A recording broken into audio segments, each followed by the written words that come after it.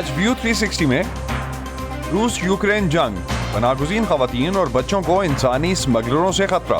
ہم نے کچھ مردوں کو عورتوں اور نو عمر لڑکیوں کی تصویریں لیتے دیکھا ہے۔ ہم فوراً ہی سمجھ گئے تھے کہ اس کے پیچھے انسانوں کو اسمگل کرنے والوں کا ہاتھ ہے۔ سمپلی امریکہ میں آج جانیں گے امریکہ کے خطرناک ترین شہروں کے بارے میں، اور پہلا روزہ رکھنے پر والدہ نے باداموں میں تولا۔ رمضان کے بارے میں بلقیس عیدی کی بچپن کی یادیں۔ ہماری ماں نے ہم کو روزہ رکھوایا اور باداموں میں تولا تھا۔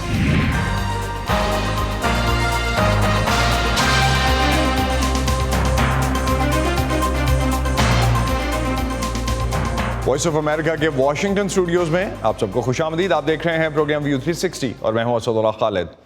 روس کی وزارت خارجہ نے الزام عائد کیا ہے کہ عمران خان کی جانب سے روس کا دورہ منسوخ نہ کرنے پر امریکہ نے پاکستانی وزیر اعظم کو سزا دینے کا فیصلہ کیا۔ روسی وزارت خارجہ کی ترجمان ماریا زخارووا نے ایک بیان میں کہا ہے کہ عمران خان کی جانب سے 23 اور 24 فروری کو ماسکو کے دورے کے اعلان کے فوری بعد امریکہ اور اس کے اتحادیوں نے پاکستان کے وزیر اعظم پر شدید دباؤ ڈالنا شروع کیا اور ان سے دورہ ماسکو منسوخ کرنے کا مطالبہ کیا۔ امریکی دفتر خارجہ کی جانب سے پاکستانی اخبار ڈان کو جواب دیتے ہوئے کہا گیا کہ امریکہ کسی ایک پارٹی کو دوسری سیاسی پارٹی کے مقابلے میں سپورٹ نہیں کرتا۔ پاکستان کے موجودہ سیاسی بحران اور اس سے متعلق عمران خان کی جانب سے امریکہ پر لگائے جانے والے الزامات پر امریکی ترجمان ایک سے زیادہ مرتبہ تردید کر چکے ہیں۔ وائس آف امریکہ کی ڈیوا سروس کے افتخار حسین نے ٹرمپ انتظامیہ کے دور کی نیشنل سیکیورٹی کونسل کی رکن اور جنوبی ایشیائی امور کی ماہر لیزا کرٹس سے پاکستان کے موجودہ سیاسی بحران اور عمران خان کی طرف سے امریکہ کے خلاف لگائے گئے الزامات پر بات کی۔ لیزا کرٹس کا کہنا تھا کہ امریکہ پاکستان کے ساتھ اچھے تعلقات چاہتا ہے، چاہے حکمران جماعت کوئی بھی ہو۔ ایک سوال کے جواب میں انہوں نے کہا کہ پاکستان کی اندرونی سیاسی صورتحال میں دلچسپی لینے کی امریکہ کے پاس کوئی وجہ نہیں ہے۔ The Pakistan military has a lot of power within the Pakistani system. Pakistan کی نظام حکومت میں پاکستانی فوج کے پاس بہت زیادہ طاقت ہے، لہٰذا پاکستان کی سویلین سیاسی سیٹ اپ میں کسی بھی قسم کی تبدیلی کا ان معاملات پر بہت ہی معمولی اثر پڑتا ہے جو امریکہ کے لیے سب سے زیادہ اہم ہیں، جیسے کہ بھارت اور چین کے ساتھ تعلقات، پاکستان کا نیوکلیئر ہتھیاروں کا پروگرام وغیرہ۔ یعنی وہ معاملات جو امریکہ کے لیے سب سے اہم ہیں وہ فوج کے دائرہ کار میں آتے ہیں، لہٰذا امریکہ کے پاس پاکستان کی اندرونی سیاسی صورتحال میں دلچسپی لینے کا کوئی جواز نہیں ہے۔ یہ وہ چیز ہے جس کا فیصلہ پاکستانی عوام کو کرنا ہے اور جسے خود پاکستانی عوام کو حل کرنا ہے۔ I'm glad you mentioned Pakistan military and its relationship. آپ نے پاکستانی فوج کے امریکہ کے ساتھ تعلقات کا ذکر کیا۔ پاکستانی فوج کے سربراہ جنرل قمر جاوید باجوہ نے کچھ روز پہلے ایک بیان جاری کیا تھا جس میں انہوں نے کہا تھا کہ ہم امریکہ کے ساتھ اچھے تعلقات کے خواہاں ہیں۔ اسی دوران پاکستان کے وزیر اعظم عمران خان نے کہا تھا کہ انہیں روس کے ساتھ تعلقات کی وجہ سے امریکہ کی جانب سے سزا دی جا رہی ہے۔ آپ پاکستانی فوج کے پیغام کو کیسے دیکھتی ہیں؟ وہ کیا پیغام دینے کی کوشش کر رہی ہے؟ Well, I think that the Pakistan military is میں سمجھتی ہوں کہ پاکستانی فوج شاید یہ اشارہ دینے کی کوشش کر رہی ہے کہ وہ امریکہ اور پاکستان کے درمیان اچھے تعلقات کی خواہاں ہے، اور وہ عمران خان کے امریکہ کے بارے میں ایسے دعووں کو کہ امریکہ انہیں ہٹانے کے لیے کوئی چال چل رہا ہے، ان تعلقات پر اثر انداز نہیں ہونے دیں گے۔ اس لیے میرے خیال میں پاکستانی فوج امریکہ پاکستان تعلقات کو ایک طرح سے پاکستان کے اندر اس وقت موجود سیاسی عدم استحکام سے بچانے کی کوشش کر رہی ہے۔ آپ عمران خان کی جانب سے امریکہ کے حوالے سے سامنے آنے والے حالیہ بیانات کے بعد دونوں ملکوں کے تعلقات کو کیسے دیکھتی ہیں؟ Well, I think that the US is rightly میں سمجھتی ہوں کہ امریکہ نے بجا طور پر اپنے آپ کو اس صورتحال سے باہر رکھا ہے اور اسے اپنے طور پر کسی نہج پر پہنچنے دے رہا ہے۔ اس سے قطع نظر کہ پاکستان میں کس کی حکومت ہے، امریکہ اس کے ساتھ اچھے تعلقات چاہتا ہے۔ اس وقت پاکستان کے اندر جو صورتحال ہے اس کا امریکہ سے کوئی تعلق نہیں ہے، اور جیسا کہ میں نے کہا، میں سمجھتی ہوں کہ عمران خان امریکہ کو اس لیے اس میں گھسیٹنے کی کوشش کر رہے ہیں تاکہ امریکہ کی اس صورتحال میں مداخلت کے نظریہ سازش سے اپنے حامیوں کو امریکہ کے خلاف بھڑکا سکیں کہ دیکھیں کیسے امریکہ ان کی حکومت کو تبدیل کرنے میں دلچسپی رکھتا ہے یا انہیں اقتدار سے ہٹانا چاہتا ہے۔ یہ بات سچ نہیں ہے۔ regime change or seeing him leave office. It's just simply not true. اور اب بات کچھ روس یوکرین تنازع کی۔ مغربی حکومتوں نے آج روس کے خلاف پابندیاں سخت کرنے اور یوکرین کو مزید ہتھیار بھیجنے کی تیاری شروع کی ہے۔ کل اقوام متحدہ کی سیکیورٹی کونسل سے اپنے خطاب میں یوکرین کے صدر ولادیمیر زیلنسکی کا کہنا تھا کہ دنیا ماسکو کے یوکرین پر حملے کو روکنے میں ناکام رہی ہے، جس کے جواب میں مغرب کی طرف سے یہ نئے اقدامات سامنے آئے ہیں۔ صدر زیلنسکی نے دارالحکومت کے مضافات میں واقع بوچا شہر میں ہونے والی ہلاکتوں پر منگل کو سلامتی کونسل سے خطاب کے دوران اقوام متحدہ سے کارروائی کرنے پر زور دیتے ہوئے کہا تھا کہ یوکرین میں ہونے والے مبینہ جنگی جرائم پر روس کا احتساب کیا جائے۔ مختلف میڈیا رپورٹس کے مطابق کیف کے مضافاتی علاقے سے روسی افواج کے انخلاء کے بعد متعدد شہریوں کی لاشیں سڑکوں پر بکھری ملیں۔ صدر زیلنسکی کا کہنا تھا کہ اب دنیا دیکھ سکتی ہے کہ روسی فوج نے بوچا میں کیا کیا، لیکن دنیا کو یہ دیکھنا ابھی باقی ہے کہ انہوں نے یوکرین کے دوسرے شہروں اور علاقوں میں کیا کیا ہے۔ یوکرین کے مطابق بوچا میں روسی افواج نے کم از کم 300 افراد کو ہلاک کیا ہے۔ اقوام متحدہ کے سیکرٹری جنرل نے اپیل کی کہ لڑائی کو فوری طور پر بند کیا جائے۔ انہوں نے پیر کے روز غیر جانبدار تفتیش کا مطالبہ کیا تھا تاکہ بوچا میں شہریوں کی ہلاکت کے معاملے کی چھان بین کی جا سکے۔ اقوام متحدہ کے اعداد و شمار کے مطابق 24 فروری کو یوکرین پر روس کے حملے کے بعد سے 40 لاکھ لوگ یوکرین سے جان بچا کر بھاگ چکے ہیں، جن میں ایک بڑی تعداد خواتین اور بچوں کی ہے۔ یہ وہ آبادی ہے جو کمزور ہے اور اپنے مشکل حالات کی وجہ سے انسانی اسمگلروں کے ہتھے چڑھ سکتی ہے۔ یہ یوکرین پولینڈ کی سرحدی چوکی شہینی مدیکا ہے۔ اقوام متحدہ کے تازہ ترین اعداد و شمار کے مطابق یوکرینی پناہ گزینوں کا ایک بڑا حصہ، جن میں زیادہ تر خواتین اور بچے شامل تھے، روس کے یوکرین پر حملے کے بعد اپنے ملک سے فرار ہو کر پولینڈ چلے گئے تھے۔ بیشتر کو سرحد پار کرنے کے لیے کئی روز تک انتظار کرنا پڑا۔ یہ یقیناً بہت مشکل ہے، مجھے نہیں معلوم کہ اور کیا کہہ سکتی ہوں، لیکن ہمارے پاس اور کوئی چارہ نہیں ہے، ہمیں ان بچوں کو بچانے کی ضرورت ہے۔ روس کی جارحیت کے آغاز سے ہی انسانی حقوق کے کارکن پناہ گزینوں کو خبردار کر رہے ہیں کہ انہیں انسانی اسمگلر اپنا نشانہ بنا سکتے ہیں۔ خطرات یقینی طور پر بڑھ گئے ہیں، زیادہ تر اس وجہ سے کہ جو خواتین بچوں کے ساتھ سرحد پار کرتی ہیں وہ خود کو انتہائی کمزور حالات میں پاتی ہیں، معاشی اور نفسیاتی دونوں طرح سے۔ وہ ایک جنگ سے بھاگ رہی ہیں۔ جب لوگ ایسی حالت میں ہوتے ہیں تو ان کے ساتھ کوئی چال بازی کرنا آسان ہوتا ہے۔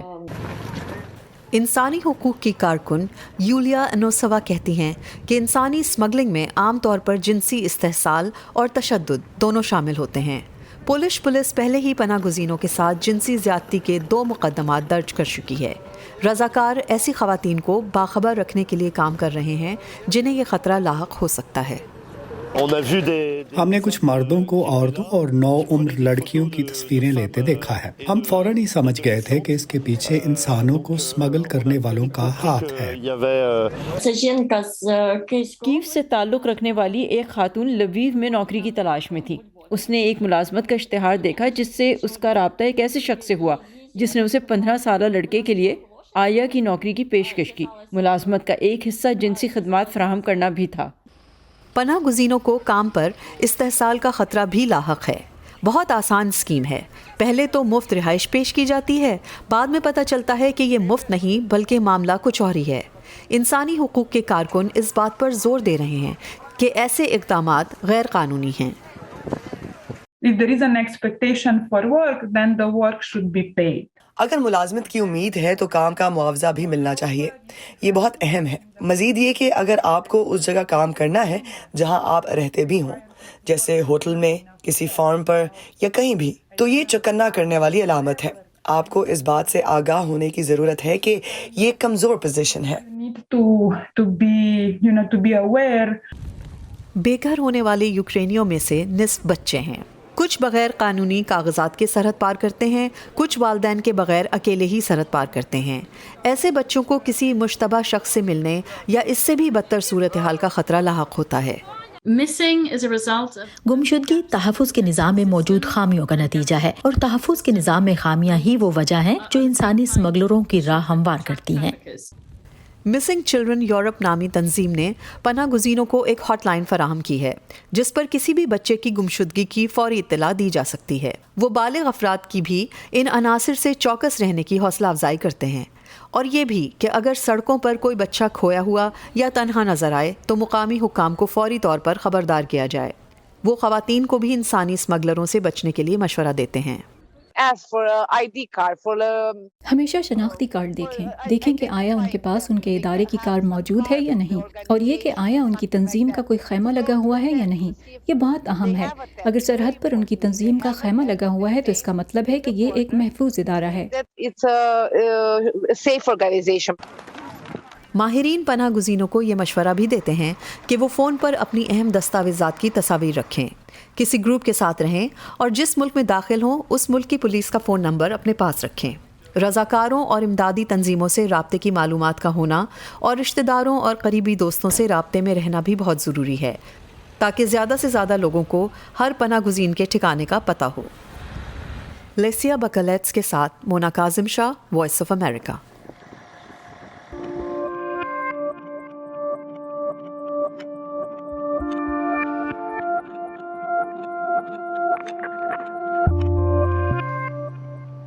आज सिंपली अमेरिका में फ़ायज़ा बुखारी से जानते हैं कि अमेरिका के वो शहर जहां बहुत गैर महफूज और ख़तरनाक तरीन इलाके समझे जाते हैं। फ़ायज़ा ने यह भी जानने की कोशिश की कि इन शहरों में जुराइम की इस बुलंद शरह की वजूहात क्या हैं। Welcome to simply America. हम दुनिया के किसी भी मुल्क में रहते हों, ऐसे ही शहरों में रिहाइश की ख्वाहिश करते हैं जो हमारे लिए और हमारे ख़ानदानों के लिए बहुत महफूज हों। ऐसे पुरसकून मोहल्ले जहां जराइम की शरह ना होने के बराबर हो। लेकिन बदकिस्मती से हर एक के लिए महफूज तरीन शहरों में रहना मुमकिन नहीं होता। आज की एपिसोड में मैं आपको अमरीका के चंद ख़तरनाक तरीन शहरों के बारे में बताऊँगी। नेबरहुड स्काउट नामी वेबसाइट 100 ख़तरनाक तरीन शहरों की इस फहरिस्त को FBI को रिपोर्ट किए गए ऐसे पुरतशद्दुद जराइम के आदाद व शुमार से मुरतब करता है जिनमें कत्ल, रेप, मुसल्लह डकैती और जिस्मानी हमले जैसे जराइम शामिल हैं। रियासत लुइसियाना का शहर मोनरो अमेरिका का सबसे ख़तरनाक शहर करार पाया। यहाँ हर 1000 की आबादी में 29 पुरतशद्दुद जराइम होते हैं। 2021 में यहाँ 4000 से ज़ायद जराइम रिपोर्ट हुए, जिनमें सबसे ज़्यादा चोरी के वाक़यात थे। अमेरिका में 2020 की मरदमशुमारी के मुताबिक इस शहर की आबादी तकरीबन 48,000 है, जिसमें 63% स्याह फाम और 30% सफ़ेद फाम हैं। दूसरे नंबर पर रियासत टेनेसी का शहर मेम्फिस है। यहाँ हर 1000 की आबादी में 24 बड़े जराइम होते हैं। 6.5 लाख की आबादी वाले इस शहर में सालाना 52,000 जराइम के वाक़यात में चोरी के 26,000 केसेस थे। मुझे मेम्फिस जाकर कुछ रिपोर्ट शूट करने का तजुर्बा हुआ। यहाँ एक मशहूर गली बील स्ट्रीट है जिसे जैज़ एंड ब्लूज़ म्यूज़िक की जाए पैदाइश भी कहा जाता है। हम आधी रात के करीब वहाँ शूटिंग के लिए गए तो कुछ खौफ सा महसूस हुआ, लेकिन वहाँ खड़ी पुलिस मोबाइल ने जब यकीन दहानी कराई कि हालात उनके कंट्रोल में है तो हमारी तसल्ली हो गई।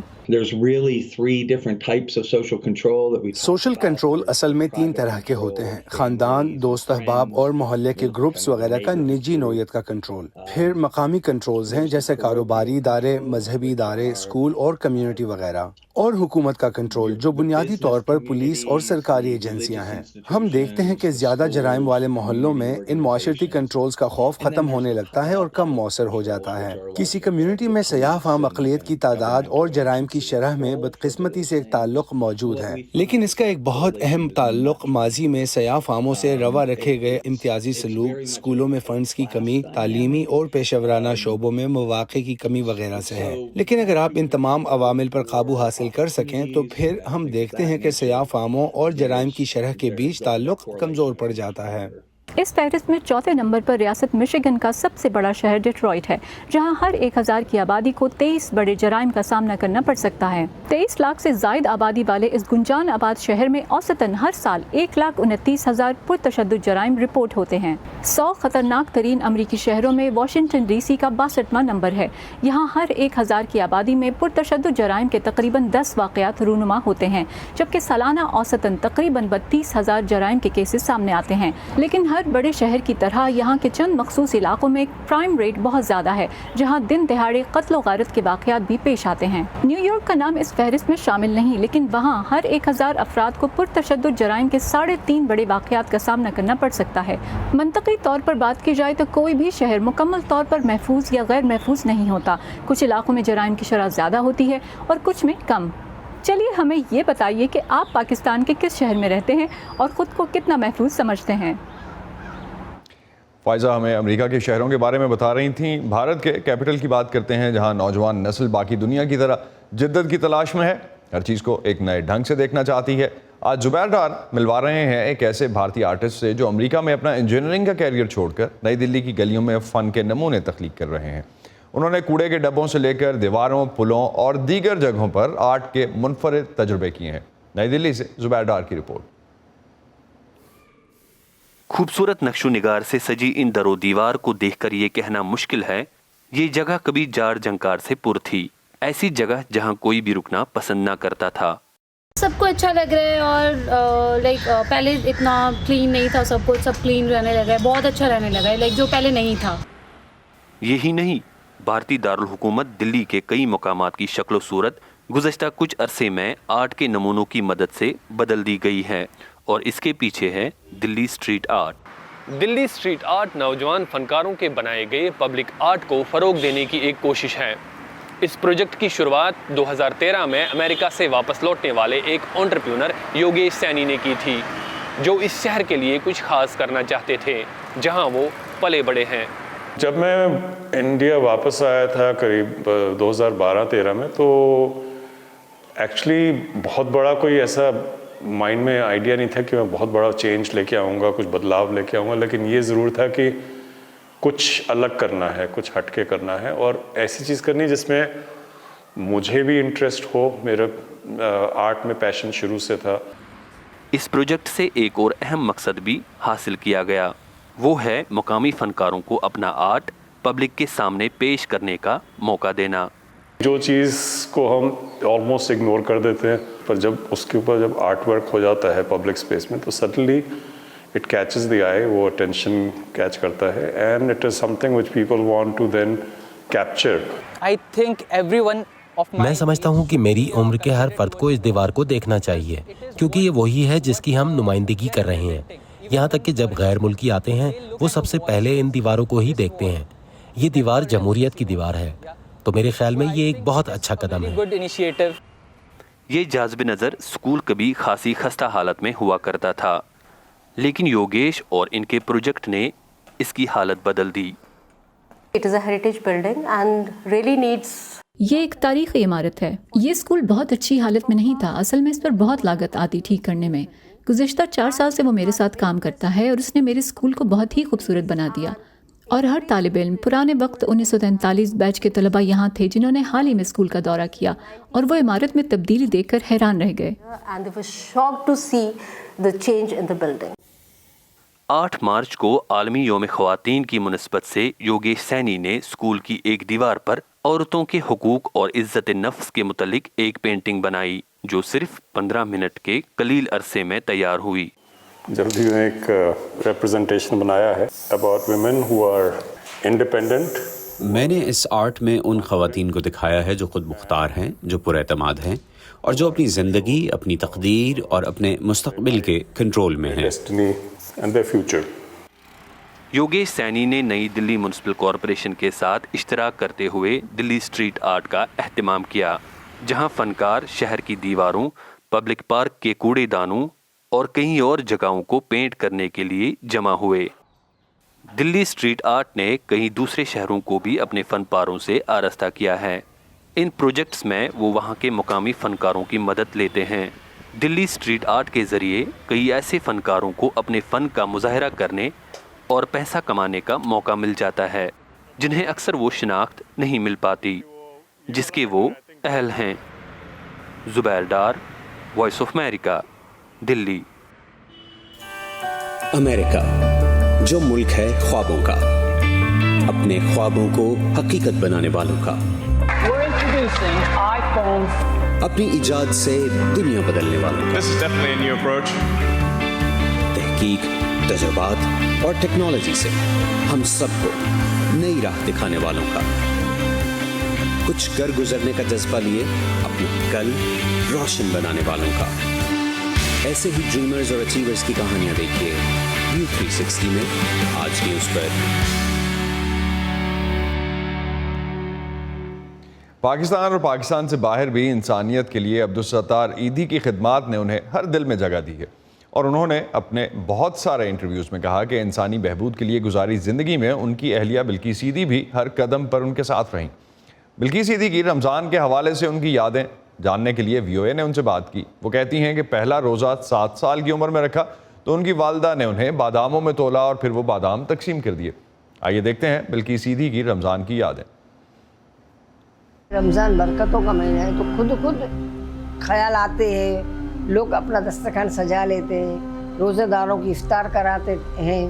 मैंने एक रोज़ा 7 साल की उम्र में रखा था, तो मुझे कायद आजम के मज़ार पे ले गए थे। एक कायद आजम का ही मज़ार था शायद उस वक़्त।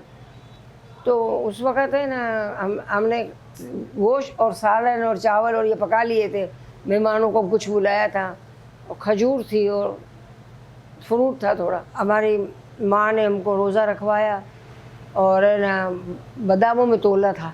मेरे वालिद साहब ने मन्नत मानी थी कि मेरी बेटी चलने को लगेगी तो मैं इसको बादामों में तोलूँगा। तो मेरी माँ मुझे चक्की पे ले गई थी और चक्की पे बिठा के मेरा वज़न कराया था, फिर बादामें लेने गई थी। और बड़ी बड़ी स्टील नहीं आया था जब, उस ताम चीनी की प्लेटें थी, तो वो फूल वाली प्लेटें, और मेरी माँ ने बादामें सबको बांटी थी। और मेरे रोज़े से 1200 रुपये जमा हुए थे उस ज़माने में। हमारी कोई फरमाइश नहीं थी, हमारे को खाने पीने का इतना शौक़ नहीं था, हम लोग नहीं इतना खाना पीना का बनाते थे। खजूर पानी होता था, है ना, और कोई एक आध फ्रूट हो तो ज़्यादातर तो पकोड़े पकते थे हमारे घरों में। अभी पहले उस ज़माने में ऐसा कोई नहीं था, रोल बनाओ नहीं, रोल समोसे ये वो नहीं। इनको तो बुखार भी हो तो रोज़ा नहीं छोड़ते थे। मैं अपनी ज़िंदगी में इनको कभी रोज़ा छोड़ते हुए नहीं देखा। और है ना, रोज़ा रखते थे और पकोड़ा और खजूर वो खा लेते थे। और इनको कोई फरमाइश शौक़ नहीं, बस रोटी दे दो, सालन दे दो। मुझे मेरी माँ पकाने नहीं देती थी, रोटियां पकाना सिखाती थी। हाँ, और मेरे मियाँ, मेरी शादी हुई तो हम छत पे रहते थे ना। हम, इनका ऐदी साहब का कोई घर नहीं था, छत पे एक कमरा खाली था, तो हम उसमें रहते थे। तो मुझे कहते हैं, बिल्किस आपको कोई मीठी चीज़ बनाना आती है? तो मैंने कहा कि हाँ आती है। नहीं आती थी, मैंने हाँ बोल दिया। फिर मुझे पता था कि अंडे की पुडिंग आराम से बन जाती है। तो अंडे मंगाए 6, दूध मंगाया आधा किलो, पतीला पानी का चूल्हे पे रख दिया, और है ना चीनी और इलायची और ये मिला के, रंग मिला के, फिर मैंने जैसे ही मैंने पतीले में प्लेट रखना चाहिए ना, परात वो अंदर जाके डूब गई, तो ख़राब हो गया, चला गया पानी में। फिर मैंने सोचा ये गलत हुआ है, मेरे को पहले पतीले का नाप करना चाहिए, फिर प्लेट ऊपर रखनी चाहिए। फिर मैंने उस नाप से बनाया, तो फिर बन गई थी। दूसरों का ख्याल करो बस। मेरा अब्दुल सत्तार तो यही कहता था, आप पहले इनको खिलाओ फिर खाओ। कोई भी आता था तो कभी नाराज़ करके नहीं भेजते थे। रमज़ान पूरा 12 महीने हमारे घर में रमज़ान होता था। इतनी रौनक होती थी हमारे घर में। एक रोशनी चली गई है, बस अल्लाह ने हमसे ले ली। ताज़ा तरीन खबरें, अहम वाक़यात, ऑडियो वीडियो रिपोर्ट्स और तज्ज़िये देखें, सुने और पढ़ें VOA उर्दू की स्मार्टफोन ऐप पर। खबरें अब हर वक्त आपकी मुट्ठी में। और इसी पर ख़त्म करते हैं आज का व्यू 360। स्टे सेफ, और पाकिस्तान और खित्ते समेत दुनिया भर की अहम खबरों और दिलचस्प मालूमात के लिए आप आ सकते हैं हमारी वेबसाइट urdu.voa.com पर। ये सारा कंटेंट आपको मिलेगा हमारे सोशल मीडिया प्लेटफॉर्म्स पर भी, facebook.com/VOA Urdu, YouTube पर हमारा चैनल है VOA उर्दू के नाम से, और ट्विटर और इंस्टाग्राम पर हमारा हैंडल है @UrduVOA। अब तक के लिए इतना ही। असदुल्लाह खालिद को इजाज़त दीजिए। खुदा हाफिज़।